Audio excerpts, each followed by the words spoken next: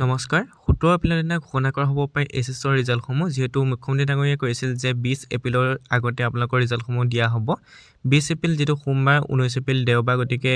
17 বা 18 এই দুটা দিনৰ ভিতৰতে আপোনালোকৰ হয়তো ৰিজাল্টসমূহ দিয়া হ'ব যেহেতু 15 16 তাৰিখে বিহু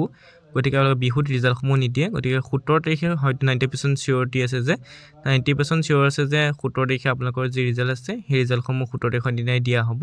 গতিকে আপোনালোকে এই যিবোৰ ৱেবছাইট দিয়া হৈছে ৱেবছাইটবোৰত আহিলে আপোনালোকে চাব পাৰিব এনেকৈ আপোনালোকৰ indiaresult.com ইতিমধ্যে আজি 10 তাৰিখৰ